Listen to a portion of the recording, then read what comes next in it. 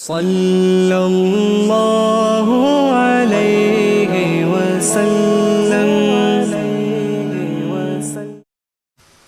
اعوذ باللہ من الشیطان الرجیم، بسم اللہ الرحمن الرحیم۔ یا ایہا الذین آمنوا قوا انفسکم واہلیکم نارا، صدق اللہ العظیم وصدق رسولہ النبی الکریم، ونحن علی ذلک لمن الشاہدین والشاکرین، والحمد للہ رب العالمین۔ ان اللہ وملائکتہ یصلون علی النبی، یا ایہا الذین آمنوا صلوا علیہ وسلموا تسلیما۔ اللہم صل علی سیدنا ومولانا محمد معدن الجود والکرم، وآلہ وصحبہ وبارک وسلم۔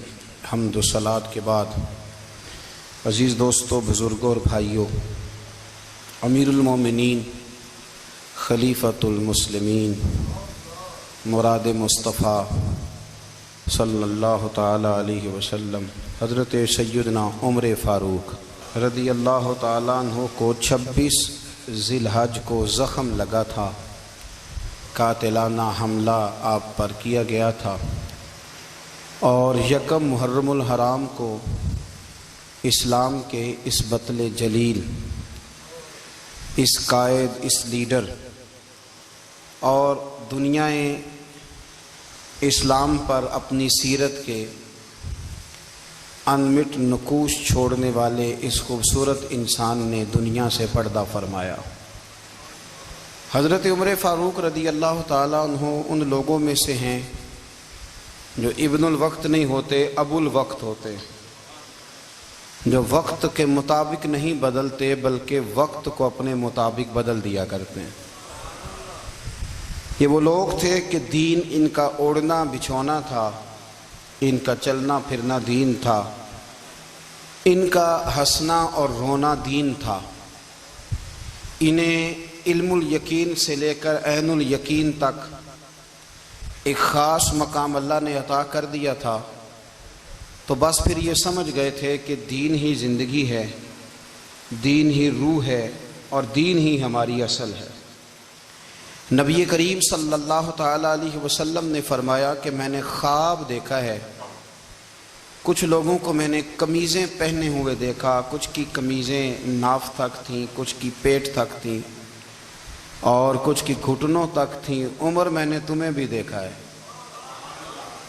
تمہاری قمیض تو پیروں سے ٹکرا رہی تھی۔ تو حضرت عمر کہنے لگے، حضور خواب کوئی دیکھتا ہے، تعبیر کوئی بتاتا ہے، پر یہاں کمال یہ ہے کہ خواب بھی آپ نے بتایا ہے، تعبیر بھی آپ ہی بتائیں گے۔ حضور پھر بتا دیں اس خواب کی تعبیر کیا ہے۔ تو حضور نے فرمایا تعبیر یہ ہے کہ کسی کا دین ناف تک، کسی کا گھٹنوں تک، کسی کا پیٹ تک، اور عمر تو سارا ہی دین میں لپٹا ہوا ہے، تو سارا ہی دیندار ہے، سارا ہی۔ حضرت عمر فاروق رضی اللہ تعالیٰ عنہ آئیڈیل ہیں، ایک ہیرو ہیں۔ ان کی زندگی کے درجنوں پہلو ہیں، ہر سال ہم ایک پہلو بیان کر دیتے ہیں، کبھی عدل و انصاف پہ بات کر لیتے ہیں، کبھی نظام حکومت پر۔ ان کی زندگی کا ایک پہلو آج بھی ہماری گفتگو کا عنوان رہے گا، پر حضرت عمر کا مرتبہ اور مقام یہ ہے کہ نبی کریم علیہ السلام نے فرمایا کہ جبریل امین 950 سال میرے عمر کی شان بیان کریں تو عمر کی شان ختم نہیں ہوتی۔ 950 سال اگر حضرت جبریل بھی بیان کریں تو یہ مقام ہے سیدنا فاروق اعظم کا۔ اللہ تبارک و تعالیٰ نے جس طرح سارے نبیوں میں شان حضور کو عطا فرمائی، اسی طرح تمام نبیوں کے حواریوں میں سب سے زیادہ شان حضور کے غلاموں کو عطا فرمائی۔ قرآن مجید میں اللہ کریم نے فرمایا، یا ایھا الذین آمنوا قوا انفسکم واہلیکم نارا، فرمایا اے ایمان والو، خود بھی جہنم کی آگ سے بچو اور اپنے گھر والوں کو بھی دوزخ کی آگ سے بچاؤ۔ خود بھی بچو اور اپنے گھر والوں کو بھی، کس کو جی؟ ہماری ساری نصیحتیں باہر والوں کے لیے۔ باہر ہمیں بہت بڑا لیکچر بھی دینا پڑے تو چلتا ہے، بہت بڑی داستان سرائی بھی کرنی پڑے تو چلتی ہے۔ سٹیٹس اور معیار یہ ہے کہ سارا کچھ باہر والوں کے لیے، اور گھر کے وہ پھول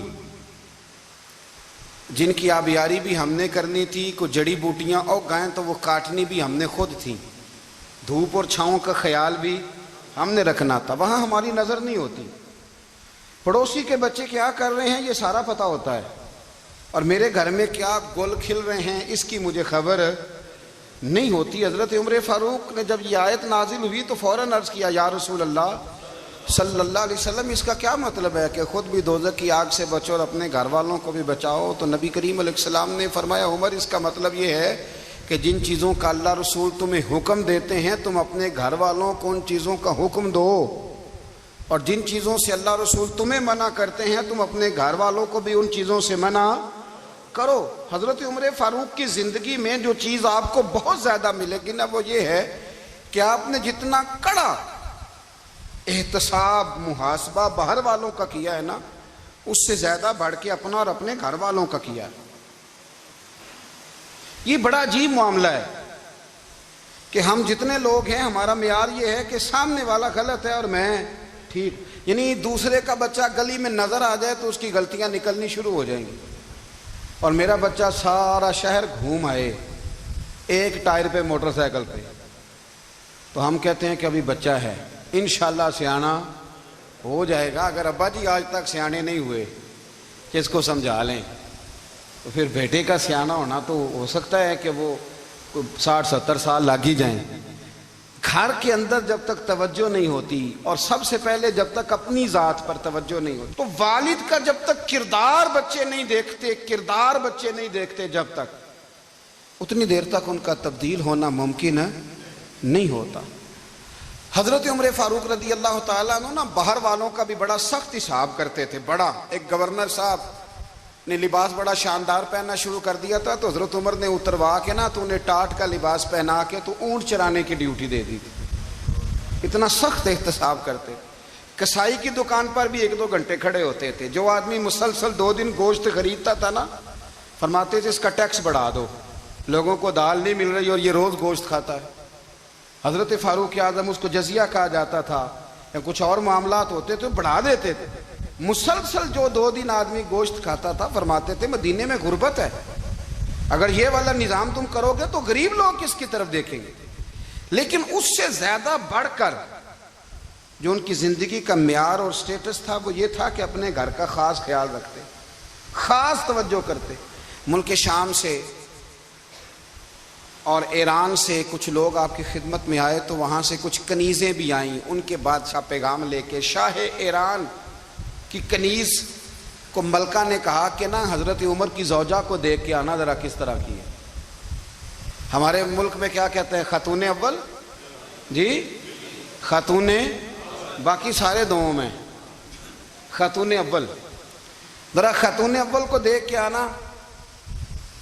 تو وہ جب آئی نا گھر میں ملنے، تو کہا کہ مجھے میری ملکہ نے کہا تھا کہ عمر کی زوجہ سے، اہلیہ سے ملاقات کر کے آنا۔ تو حضرت عمر کی اہلیہ نے نا ایک جوڑا کپڑوں کا دے دیا ملکہ کے لیے، اور ایک خوشبو کی شیشی دے دی۔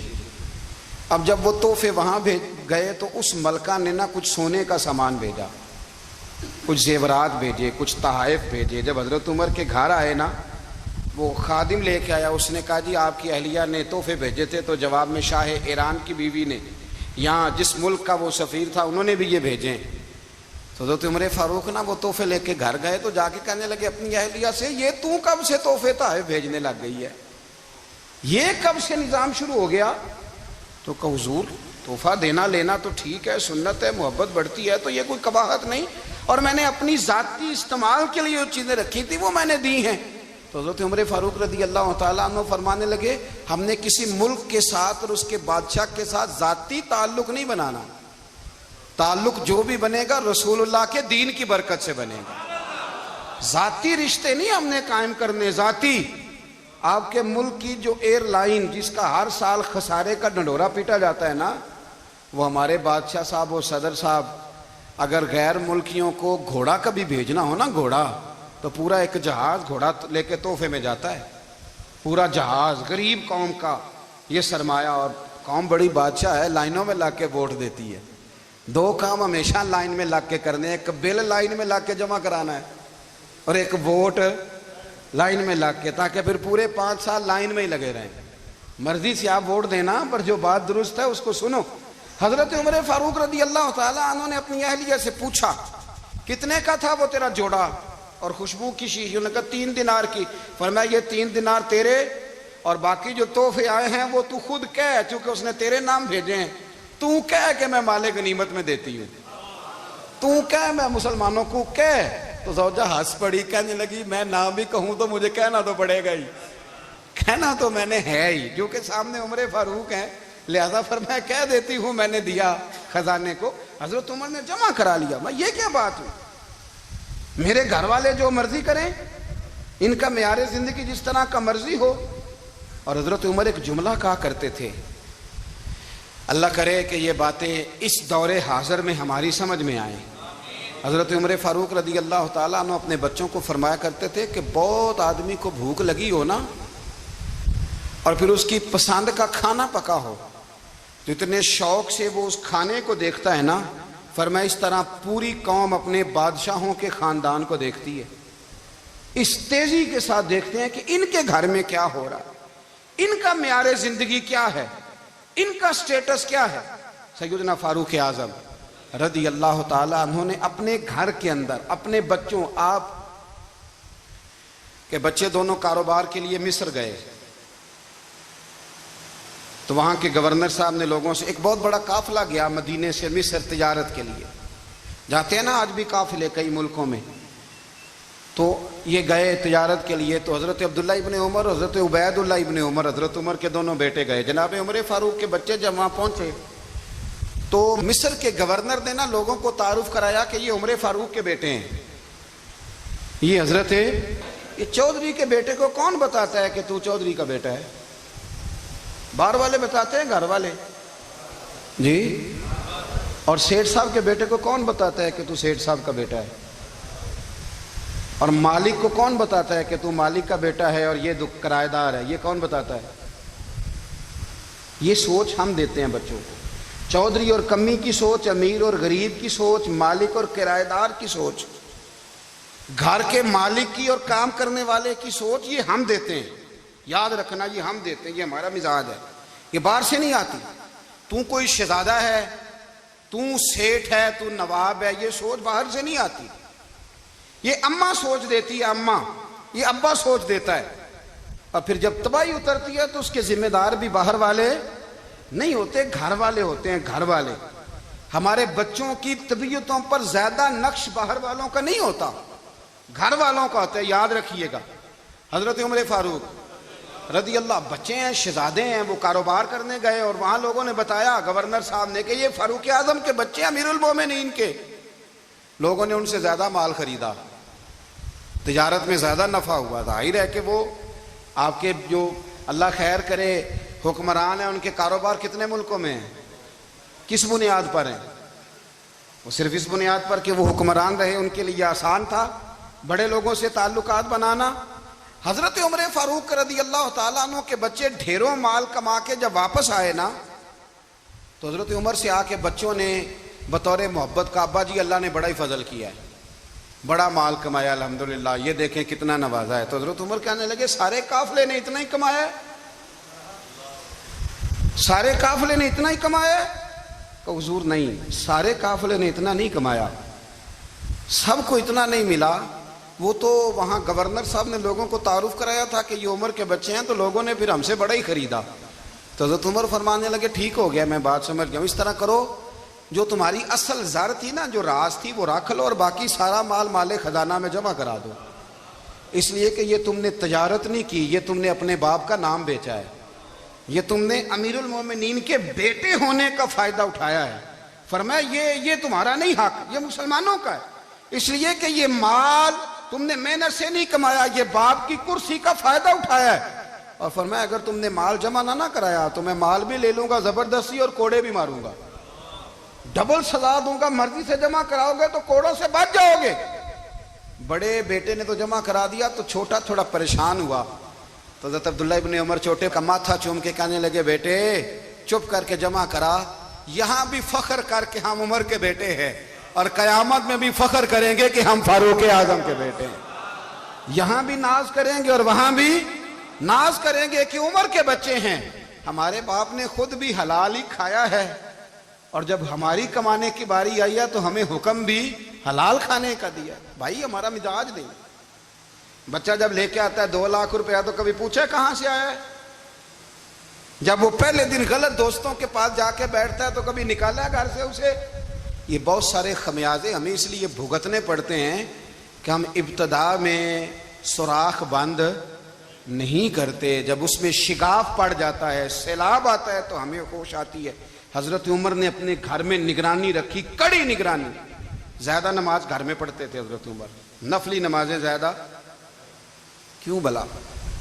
بھائی یاد رکھیں کہ آپ نے اگر سجدہ کرنا ہے تو بچہ لیٹ جائے گا، وہ اسے پتا کوئی نہیں سجدہ کیا ہے، لیکن جب گھر میں کبھی قرآن ابا جی کھول لینا، جب ابا جی کا موڈ بن جائے نا لیکچر دینے کا، وہ گھر میں شروع ہو جاتے ہیں، کہتے ہیں آپ لوگ نماز نہیں پڑھتے اس لیے میرے کاروبار میں برکت کوئی نہیں، تم سویرے قرآن پاک نہیں کھولتے تو میں تباہ ہو گیا ہوں۔ تو میاں آپ نے کب گھر میں قرآن پاک کھولا تھا؟ آپ نے کب نماز پڑھی؟ آپ نے کب گھر کے اندر اللہ رسول کا ذکر کیا تھا؟ آپ نے کب حدیث چھیڑی؟ آپ نے بھی تو گھر کے اندر جب بھی آپ آئے ہیں تو آپ نے وہی کچھ کیا جو دنیا دار کرتے ہیں۔ آپ بھی تو اپنا موبائل لے کے الگ کونے میں بیٹھ گئے۔ آپ نے بھی تو کہا ہے کہ اب تمہارے چینل ختم، اب میری مرضی والا چلے گا۔ تو جو آپ نے کیا ہے بچے بھی وہی کام کریں گے۔ آپ نے بھی گپ شپ لگائی ہے تو وہ بھی لگا رہے ہیں۔ یہ سمجھ لیں جو کام آپ کریں گے آپ اپنے بچوں کی سیرت میں اس کا جلوہ دیکھ لیں گے۔ بڑی پکی سی بات ہے کہ آپ کو بچے کی عادتیں دیکھ کے سمجھ آ جائے گی کہ میں بھی یہی کرتا تھا اور یہ بھی۔ حضرت عمر فاروق رضی اللہ تعالیٰ عنہ وصال فرما گئے تو آپ کے وصال کے بعد حضرت عثمان غنی رضی اللہ تعالیٰ عنہ نے آپ کی ایک بیوہ سے نکاح کیا، حضرت عمر کی ایک بیوہ سے۔ جب وہ آپ کے نکاح میں آئی تو کہنے لگی حضرت عثمان غنی سے کہ حضور نہ تو میں خوبصورت ہوں اور نہ میں جوان ہوں، نہ آپ کی کوئی خدمت کر سکتی ہوں، میرے ساتھ نکاح کرنا سمجھ میں نہیں آیا۔ کیا شاندار جواب دیا حضرت عثمان غنی نے، کیا خوبصورت جواب دیا۔ فرمانے لگے میں نے اس لیے نکاح نہیں کیا کہ مجھے تمہارے حسن سے دلچسپی تھی یا تمہاری خدمت کی ضرورت تھی، میں نے تو اس لیے نکاح کیا ہے کہ مجھے بتاؤ عمر فاروق گھر کے اندر اپنے رب کی عبادت کس طرح کرتے تھے، وہ قرآن پاک کس طرح پڑھتے تھے، وہ رویا کیسے کرتے تھے، استغفار کا طریقہ کیا، کس وقت کس انداز میں وہ اپنے رب کو یاد کرتے تھے۔ اس لیے کہ عمر کئی دفعہ گھر سے آتا تھا تو میں اس کے چہرے پر نور دیکھا کرتا تھا، میں روشنی دیکھتا تھا، ایک معیار دیکھتا تھا۔ نکاح اس لیے کیا ہے کہ مجھے عمر کی جو گھر کے اندر کی عبادت ہے اس سے آگاہ کرو، تاکہ عثمان غنی بھی چاہتے ہیں اس طرح کے عمل کرو جس طرح کہ عمر فاروق کر کے گئے ہیں۔ بھائی جب تک ہم اپنے گھر میں وہ توجہ نہیں دیں گے، وہ مزاج دیکھیں نا، ہمارے گھروں میں جب نقشہ پاس ہوتا ہے تو ٹی وی لان بھی اس میں ہوتا ہے، ڈرائنگ روم بھی ہوتا ہے، نماز کی جگہ بھی ہوتی ہے نقشے میں۔ صحابہ جب گھر بناتے تھے تو ایک مسجد بیت کا نقشہ پاس کرتے تھے، ذہن میں رکھتے تھے کہ یہ کونا نماز کے لیے، وہاں جوتے لے کے کوئی نہیں جائے گا، وہاں نماز پڑھی جاتی تھی، عورتیں وہاں اعتکاف کرتی۔ ٹی وی لان تو آ گیا ہے اور گھر کے اندر ٹی وی رکھنے کے لیے تو ایک کمرہ الگ سے بنا دیا گیا ہے، اور اب جو نئے نقشے پاس ہو رہے ہیں اس کے اندر گھروں کے اندر جگہ بنائی گئی ہے جہاں کمپیوٹر رکھے جائیں، اور بچوں کے لیے وائرنگ ہوگی نیچے تاکہ انہیں کوئی مشکل درپیش نہ ہو۔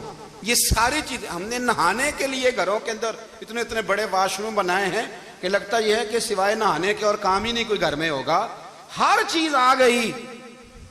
پر اللہ کرے کوئی تفسیر بھی ٹیبل پہ پڑی نظر آئے، کوئی حدیث کی کتاب بھی ٹیبل پہ پڑی نظر آئے۔ اللہ کرے کہ جس طرح ابا لطیفہ سن کے آتا ہے تو جب تک سنا نہ لے اسے ہضم نہیں ہوتا، اللہ کرے کہ وہ جمعے میں بیان سن کے جائے تو اس کا بھی دل کرے میں اپنے بچوں کو سناؤں، وہ نبی پاک کی کوئی حدیث کہیں سے سنے تو گھر جا کے سنائے۔ جب تک یہ معیار نہیں بنتا آپ کیسے توقع کرتے ہیں کہ گھر کے اندر اللہ کی رحمتیں نازل ہوں گی؟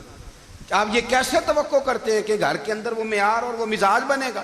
حضرت عمر فاروق نے ذاتی زندگی پر جو توجہ دی، گھر والوں کے معیار پر جو توجہ دی حضرت عمر فاروق رضی اللہ تعالیٰ عنہ نے، وہ بھی بڑی دیدنی ہے۔ حضرت ابو موسیٰ اشعری کو نا آپ نے وزیر خزانہ بنایا، وزیر خزانہ، تو حضرت ابو موسیٰ اشعری کہتے ہیں کہ حضرت عمر کو شیخ خزانے میں رہنے تو دیتے نہیں تھے، ایک دن نا میں صفائی کر رہا تھا اس کمرے کی جس میں خزانہ رہتا تھا. ہمارے تو ملک میں جو جاتا ہے وہ صفائی کر کے ہی جاتا ہے, اللہ خیر کرے. اور خیر معیار بدلتا ہے.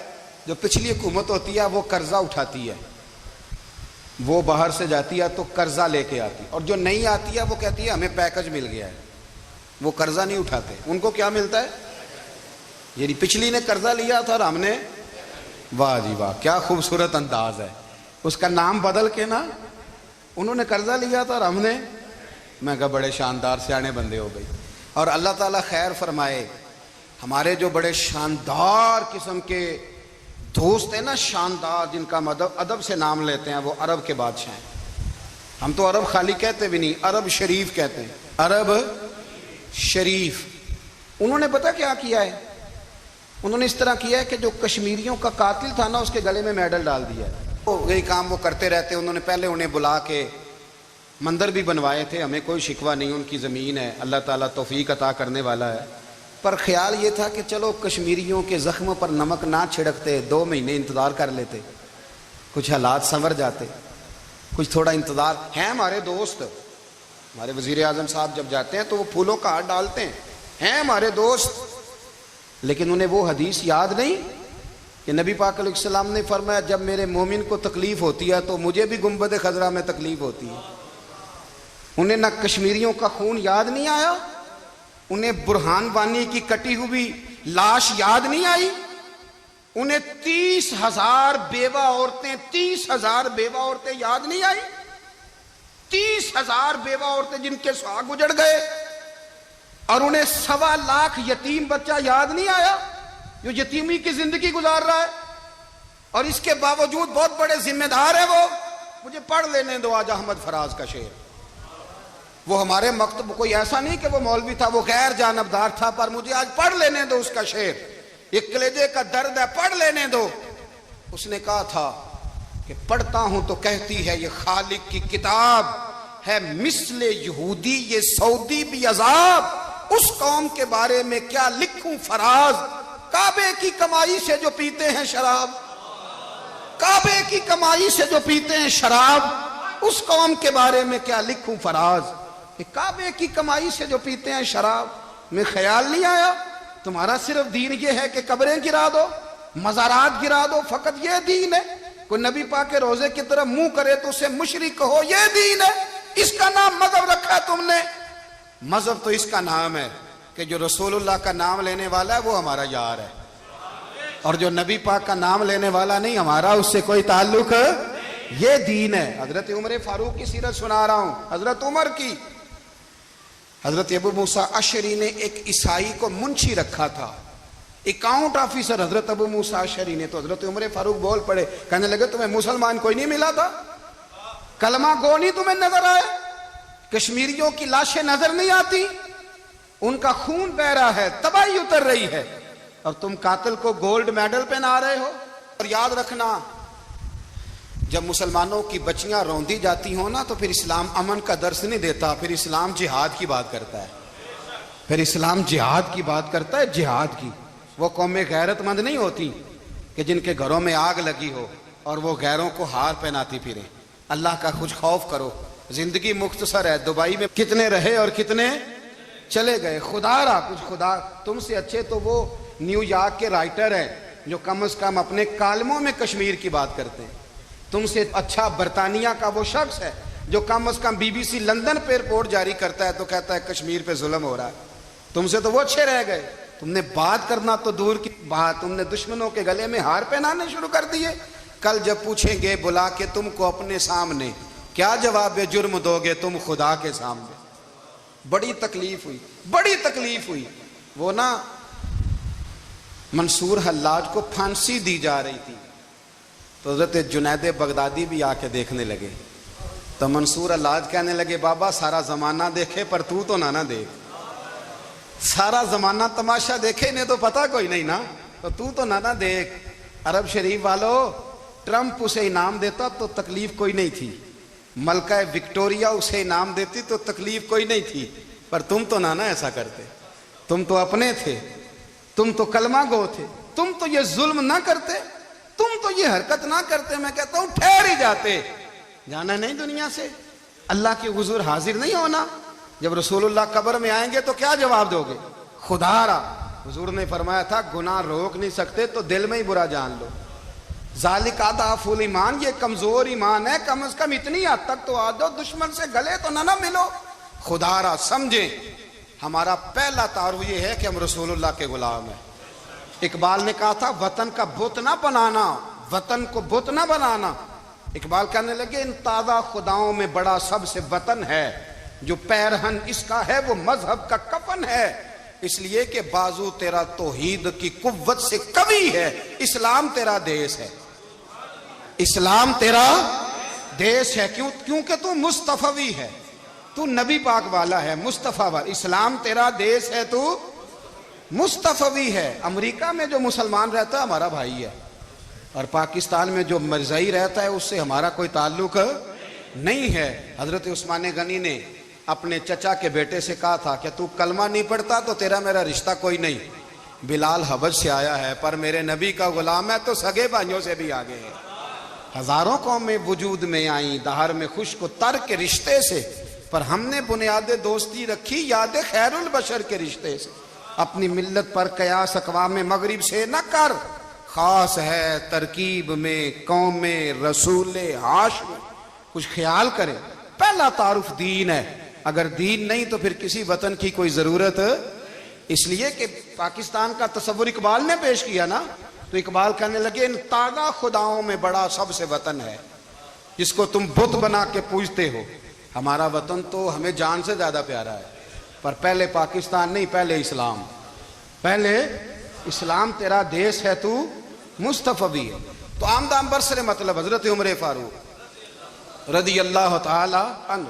حضرت سیدنا ابو موسیٰ اشعری کہتے ہیں کہ میں نے نا صفائی کی، مال غنیمت کی میں نے صفائی کی، تو ایک دینار مجھے نا کہیں پڑا ہوا مل گیا، تو فرماتے ہمیں اجازت ہوتی تھی کہ ایک آدھ دینار ہم اپنی مرضی سے کہیں خرچ کر سکتے تھے۔ اگر آپ ناراض نہ ہوں تو ہمارے ہاں جب چیئرمین صاحب، ناظم صاحب ٹھیکے دیتے ہیں تو ٹھیکیدار ان کا چھوٹا بھائی ہوتا ہے، یا چچا کا بیٹا ہوتا ہے، یا خالہ کا بیٹا ہوتا ہے، وہ خود ناظم ہوتے ہیں اور ان کا چھوٹا بھائی ٹھیکیدار ہوتا ہے۔ یعنی وہ نا سارا کچھ گھر کے اندر ہی رہتا ہے، گھر کے اندر ایک پیسہ دیتا ہے، دوسرا واپس اس کو واپس کر دیتا ہے، گھر کے اندر ہی۔ اب تو خیر ہمارے لوگ سمجھدار ہو گئے، ایک بندہ ایک سیاسی جماعت میں ہوتا ہے، دوسرا دوسری میں، اور تیسرا جس کی بھی حکومت آئی، حکومت تو ہماری رہے گی نا، ایک بندہ تو ہے نا اس جماعت میں۔ یہ اچھا لوگوں نے ایک طریقہ نکالا ہے۔ تو حضرت عمر کے بیٹا گزر رہا تھا، تو حضرت ابو موسیٰ اشعری کہتے ہیں میں نے صفائی کی تو ایک دینار نکلا، تو میں نے وہ ایک دینار نا حضرت عمر کے بیٹے کو دے دیا۔ میں نے کہا لو بیٹا اپنے چچا کی طرف سے تحفہ۔ تو گھر جا کے انہوں نے حضرت عمر کو بتایا کہ چچا نے پیسے دیے ہیں، چھوٹے بچے تھے۔ حضرت عمر نے حضرت ابو موسیٰ اشعری کو بلا لیا اور بلا کے فرمانے لگے میں تو تمہیں اپنا دوست جانتا تھا اور تو نے میری اولاد کو ہی دنیا دار بنانا شروع کر دیا، میرے بچوں کو ہی تم نے دنیا دار پیسوں پہ لگانا شروع کر دیا، میں تو تمہیں یار سمجھتا تھا۔ فرمایا تمہیں چاہیے تھا میرے بیٹے کو نصیحت کرتے کہ بیٹا پیسوں سے رب راضی نہیں ہوتا، اس کی رضا والے کام کیے جائیں تو رب راضی ہوتا ہے۔ اور فرمایا تمہیں کوئی اور گھر نہیں ملا تھا تباہ کرنے کے لیے، میرا ہی گھر ملا تھا، اٹھاؤ اپنا دینار اور خبردار آج کے بعد میرے بچوں کے ساتھ یہ والی نیکی نہ کرنا۔ اور ہمارا کیا سٹیٹس ہے، دوستی ہے یہ اس سے جو تحفے زیادہ دے، جو بچوں کو خراب کرنے میں مدد زیادہ کرے، اس کے ساتھ یہ رہنا۔ حضرت عمر نے گھر پہ اور سب سے بڑھ کر اپنی ذات پہ توجہ کی۔ حضرت ابو مالک رضی اللہ تعالیٰ عنہ کہتے ہیں میں عمر کے پیچھے پیچھے ایک باغ میں گیا، اکثر اس باغ میں جایا کرتے تھے، اور عمر جا کے نا تو درخت کے نیچے بیٹھ گئے اور فرمانے لگے او امیر المومنین اللہ سے ڈر جا، ورنہ جس رب نے حکومت دی ہے وہ عذاب بھی بڑا دے گا، ڈر جا رب سے۔ کبھی ساری زندگی حضرت عمر نے اپنا کوئی تعارف نہیں کرایا، کبھی نہیں۔ ایک بندے نے آپ کے سامنے تعریف کر دی آپ کی تو فرمانے لگے تو خود بھی ہلاک ہوا اور مجھے بھی ہلاک کر دیا، کیا ضرورت پڑی ہے میری تعریفیں کرنے کی، اتنی دیر میری تعریف میں لگائی، اللہ کا ذکر کرتا رب تجھے ثواب دیتا، حضور پہ درود پڑھتا تو رب تیرے اوپر رحمتیں نازل کرتا، کس چکر میں ہے؟ آج جتنا اچھی کوئی خوشامد کرے اتنی اچھی وزارت ملتی ہے، جتنی اچھی اس کو جو ہے وہ چاپلوسی کرنی آئے درجہ بھی اسے اتنا ہی اچھا ملتا ہے۔ حضرت عمر فاروق رضی اللہ تعالیٰ عنہ، آپ کے بیٹے کہتے ہیں، صاحب فتوح الشام نے لکھا ہے، آپ کے صاحبزادے کہتے ہیں میں نکلا تو میرے ابا جی نا اپنی پشت پر مشکیزہ رکھ کے کنویں سے پانی بھر کے آ رہے تھے۔ میں دوڑ کے آگے گیا، میں نے کہا ابا جی مجھے دے دے۔ فرمانے لگے بیٹا تیرا کیا خیال ہے، کوئی اور نہیں تھا مشکیزہ بھر کے لانے کے لیے، تیرا کیا خیال ہے؟ کہا ابا جی بڑے لوگ تھے پر آپ کیوں اٹھا رہے ہیں؟ فرمانے لگے نفس نا ذرا میرا بڑا ہو گیا تھا، اسے ذرا ذلیل کر رہا ہوں، ذرا اپنا محاسبہ کر رہا ہوں، یہ مجھے کہہ رہا تھا تو بڑی چیز ہے، تو میں نا ابھی مشکیزہ گھر رکھ کے آؤں گا، پھر تیری ماں نے مجھے کہا ہے کہ گھر میں لکڑیاں کوئی نہیں جلانے کے لیے، پھر میں جنگل سے لکڑیاں کاٹ کے لاؤں گا۔ اب میں امیر المومنین بن کے نا تو میرا نفس تھوڑا بڑا ہو گیا۔ اب یقین کریں ہمارا ہاضمہ خراب ہو جاتا ہے جب تک ہمارا تعارف صحیح نہ ہو، ہمارا تعارف ٹھیک نہ ہو، میں یہ ہوتا ہوں میں وہ ہوتا ہوں، چھوڑ مٹی دیں تے مٹی رہنا ہی، مٹی دیں تے مٹی دیں تے مٹی رہنا ہی، ایویں کادی بلے بلے، اج مٹی دے اتے بندیا تے کل مٹی دے تھلے، مٹی دیں تے مٹی رہنا ہی، کادی بلے، مجھے پوچھ لو مجھے جان لو میرا نام لے لو، میں بھی آیا ہوں، میں بھی ہوتا ہوں، میرا بھی یہ تذکرہ ہے، میں بدکار پرانا خادم کسے در ملی نہ ٹھوئی، اے تے واصف یار نے نظر جو کی تھی تے واصف واصف ہی ہوئی۔ یہ تو بڑی بات کی بات ہے، تو بات کی بات ہے صاحب، ورنہ من نانم کے من نانم، جو ہم ہیں اس کا ہمیں پتا تو ہے نا بھائی۔ کبھی بھی یہ جو ذات کا چکر ہے نا، میں بھی ہوں مجھے بھی، او بھائی یاد رکھو میں کون ہوں، یہ جو نام نمود اور یہ خواہشیں اور یہ جو وقار، یہ تو کمزور لوگوں کا طریقہ ہے، جس کو اپنا تعارف کرانا پڑ گیا اس سے بھی زیادہ کمزور کوئی ہے، فوٹو میں دکھاتا پھرتا ہے فلانے کے ساتھ فوٹو، فلانے تو کمزور بندے یہ کام کر۔ حضرت عمر فاروق اللہ اکبر، حضرت عمر جیسا بندہ 24 لاکھ مربع میل کا حکمران، اور شاہ روم کو خط لکھ کے کہتا ہے میں منت نہیں کرتا میں حکم دیتا ہوں، اتنا تگڑا بندہ۔ جنگ قادسیہ کے لیے حضرت سعد بن ابی وقاص کو بھیجا، فتوح الشام پڑھ کے دیکھیں۔ حضرت عمر بڑے پریشان ہیں، اتنے دن ہو گئے کوئی رپورٹ ہی نہیں آئی، اب تو موبائل ہے نا تو ایک ایک منٹ کی رپورٹ لیں آپ، بلکہ آپ ایک ایک منٹ کی فوٹو لیں، آپ رپورٹ تو دور رہ گئی۔ حضرت عمر فاروق رضی اللہ تعالیٰ عنہ بڑے پریشان ہیں کہ قادسیہ میں حضرت سعد بن ابی وقاص کے ساتھ لوگ جہاد کرنے گئے، رپورٹ کوئی نہیں آ رہی، اتنے پریشان تھے کہ باہر نکل کے نا اس رستے پہ بیٹھ جاتے جو رستہ قادسیہ کی طرف سے آتا تھا، اس جو بھی آتا جاتا پوچھتے جنگ کے کیا حالات ہیں۔ ادھر جب اللہ نے فتح دے دی نا تو حضرت سعد بن ابی وقاص رضی اللہ تعالیٰ عنہ نے نا ایک قاصد کو خط دے کے بھیجا، کہنے لگے عمر کے پاس جاؤ، انہیں اطلاع دو کہ الحمدللہ اللہ نے اسلام کو فتح عطا کر دی۔ یہ حضرت عمر کو جا کے دینا، وہ بڑے پریشان ہوں گے۔ وہ جو اس زمانے میں اس طرح ہوتا تھا کہ کئی دور دور سے صحابہ جو دوسرے شہروں کے ملکوں کے رہنے والے ہوتے تھے وہ بھی آ کے شامل ہو جاتے تھے جہاد میں، کوئی ایک دفعہ مدینے آیا، کوئی 2 دفعہ آیا، پھر اپنے اپنے علاقوں میں بہت سارے لوگوں نے زیادہ دفعہ حضرت عمر کو دیکھا بھی نہیں تھا۔ وہ جو قاصد خط لے کے آیا تھا نا اس نے 1 دفعہ دیکھا تھا، حضرت عمر بوڑھے ہو گئے، وہ پہچانتا نہیں تھا۔ میری بات کی سمجھ آ رہی ہے آپ حضرات کو؟ ادھر سے وہ خط لے کے آ گیا، حضرت عمر مدینے سے باہر نکل کے اس روڈ پہ بیٹھے تھے جو قادسیہ سے آتا تھا، جب وہ اس آدمی کو آتے دیکھا تو حضرت عمر اٹھ کے کھڑے ہو گئے، فرمانے لگے قادسیہ سے آ رہے ہو؟ وہ کیا کہتا ہے؟ پھٹے پرانے کپڑے، ٹوٹے ہوئے جوتے، سر پہ پرانی پگڑی، کہنے لگے غلام مدینے کے رہنے والے ہو؟ حضرت عمر کہنے لگے ہاں مدینے کا ہوں۔ کہا میں قادسیہ سے آیا ہوں، الحمدللہ اللہ نے اسلام کو فتح دے دی ہے، الحمدللہ کفر کی کمر ٹوٹ گئی ہے۔ اس نے یہ بات کر کے تو گھوڑے کو ایڑی لگائی، گھوڑا دوڑنے لگا مدینے کے، حضرت عمر بھی ساتھ ساتھ دوڑ رہے، فرمانے لگے اچھا بتاؤ خالد بن ولید کا کیا حال ہے؟ تھوڑا آگے جا کے فرمانے لگے اسامہ بن زید کیسے ہے؟ وہ کہتے ہیں ٹھیک ہے۔ پھر اس نے اور گھوڑا، عمر ساتھ ساتھ دوڑ رہے ہیں، ساتھ ساتھ 24 لاکھ مربع میل کا حکمران، ایک جوتا پیر سے نکل گیا، عمر دوڑ رہے ہیں۔ آگے جا کے پوچھتے ہیں سعد بن ابی وقاص کا کیا حال ہے؟ تو حضور وہ بھی ٹھیک ہے۔ کتنے لوگ میرے شہید ہو گئے مسلمانوں میں سے؟ کہنے لگا صحیح گنتی کا نہیں پتا، یہ لفظ ادا ہوتے ہوتے مدینے کی سرحد آ گئی۔ لوگوں نے عمر کو گھوڑے کے ساتھ دوڑتے دیکھا تو کہا امیر المومنین کیوں دوڑ رہے ہیں؟ وہ غلام چھلانگ لگا کے نیچے آیا، قدموں میں بیٹھ گیا، کہنے لگا حضور آپ نے بتایا ہی نہیں آپ امیر المومنین ہیں۔ آپ فرمانے لگے کیا بتاتا؟ میں تو اونٹ چرانے والے کا پتر ہوں، کیا بتاتا؟ وہ عمر ہوں جس نے اپنے گناہوں کا حساب دینا ہے، کیا بتاتا؟ جو سعد بن ابی وقاص کو جہاد پہ بھیج کے خود بزدلوں کی طرح گھر میں بیٹھا ہے، کیا بتاتا؟ کوئی حیثیت نہیں، کوئی طور. تو نے اچھا کیا، تو تو مجاہد تھا، مجھے ساتھ ساتھ دوڑایا، تو نے اچھا کیا. جتنے لوگ تھے چیخے مار کے رونے لگے. حضرت فاروق اعظم سے کہنے لگے عمر جب تک تیرے جلوے رہیں گے اللہ کامیابیاں ہی عطا فرمائے گا، جب تک تیرا رنگ رہے گا اللہ تعالیٰ نوازتا ہی رہے گا. کچھ نہیں، کبھی اپنا آپ ظاہر ہی نہیں کیا. بہت بڑے تھے، بہت بڑے تھے حضرت عمر، بڑے تھے، لیکن ساری زندگی اپنے محاذ. حضرت ابو رافع غلام تھے، قرآن پاک بڑا سونا پڑھتے تھے. حضرت عمر جب بھی انہیں ملتے کہتے ابو رافع تو عمر سے اچھا ہے، قرآن بڑا شاندار پڑھتا ہے. تو وہ کہتے حضور اگر میں قرآن صحیح پڑھتا ہوں تو آپ کو قرآن کی تشریح زیادہ صحیح آتی ہے، آپ بھی تو مجھ سے افضل ہیں. تو آپ فرماتے نہیں، پھر بھی تو مجھ سے افضل ہے. کیوں؟ اس لیے کہ تو اپنے غلام اپنے آقا کی نوکری بھی ٹھیک کرتا ہے اور رب کی عبادت بھی ٹھیک کرتا ہے، اور مجھے خالص صرف عبادت کرنی ہوتی ہے وہ بھی ٹھیک نہیں کر پاتا. ساری زندگی اپنا محاسبہ، ساری زندگی اپنے گریبان میں دیکھا، ساری زندگی اپنے آپ کو پرکھا، اپنے آپ کو ٹٹولا. 62 سال عمر بیت گئی. حضرت حذیفہ بن یمان ایک صحابی تھے، میرے نبی کریم علیہ السلام نا ان سے راز کی باتیں کرتے تھے. ہر بندے کا ہاضمہ ٹھیک نہیں ہوتا، سب سے راز کی بات نہیں کرنی چاہیے. حضرت حذیفہ بن یمان کہتے ہیں حضور راز کی باتیں بتاتے ہیں. مدینہ منورہ میں جو منافقین تھے ان کی لسٹ بھی نبی پاک نے حضرت حذیفہ بن یمان کو دی تھی. جب کوئی مشکوک آدمی مر جاتا نا تو صحابہ کہتے ہیں ہم دیکھتے اگر حضرت حذیفہ نے جنازہ پڑھا ہے تو ہم بھی جنازہ پڑھ لیتے.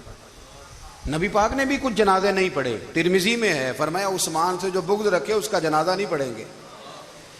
حضرت حذیفہ بن یمان اگر جنازہ پڑھتے تو لوگ پڑھتے، وہ نہ پڑھتے تو لوگ جنازہ نہ پڑھتے. حضرت حذیفہ بن یمان کہتے ہیں جناب عمر فاروق کی خلافت کے آخری ایام تھے، کچھ دنوں کے بعد وہ شہید ہو گئے.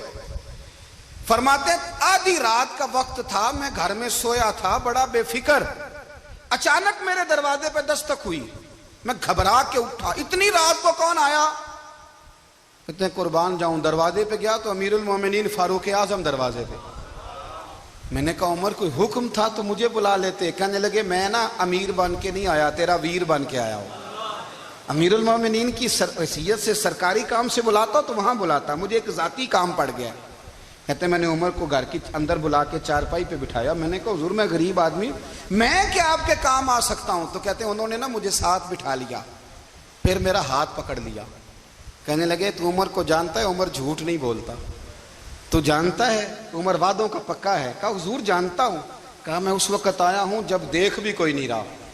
حضرت حذیفہ بن یمان کہتے ہیں پریشان ہو گیا، حضور پہلیاں نہ بجھوائیں، مہربانی کریں بتائیں کدھر آئے ہیں.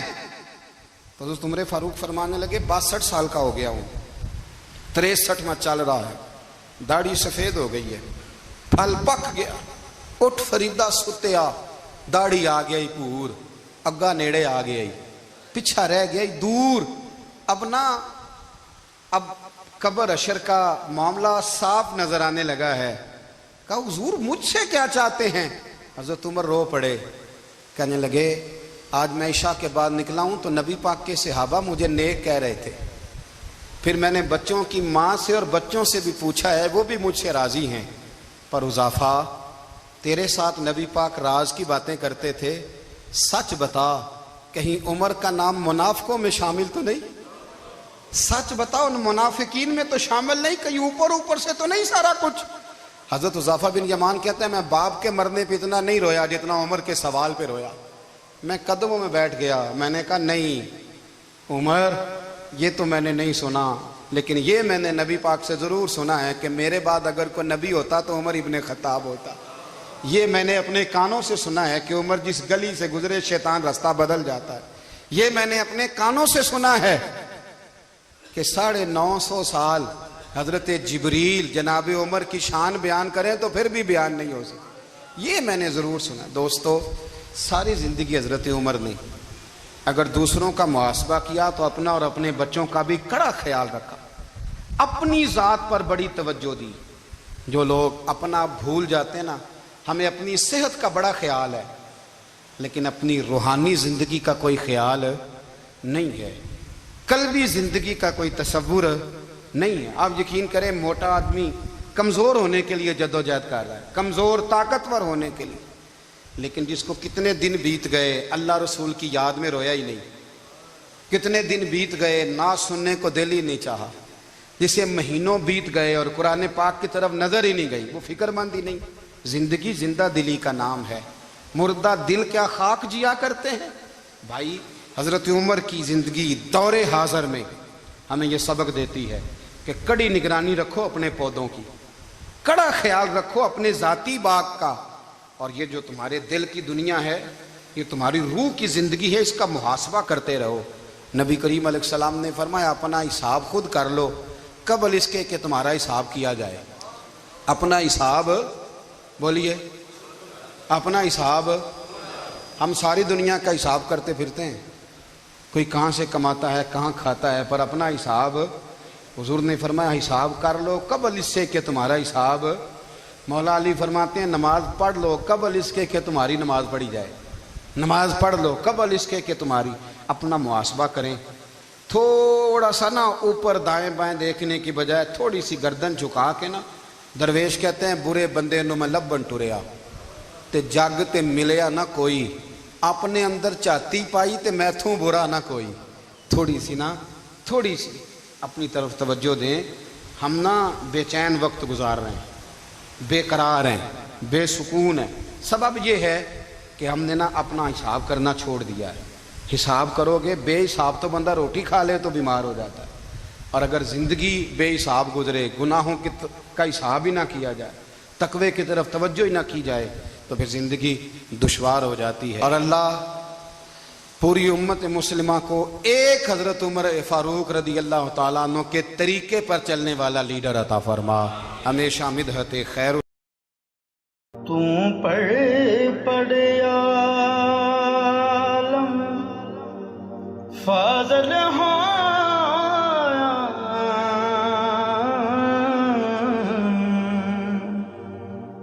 کدے اپنے آپ نو پڑھیا نہیں،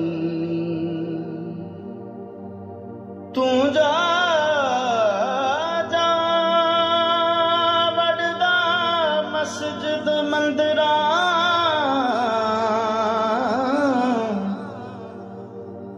تو جا وڑدا مسجد مندراں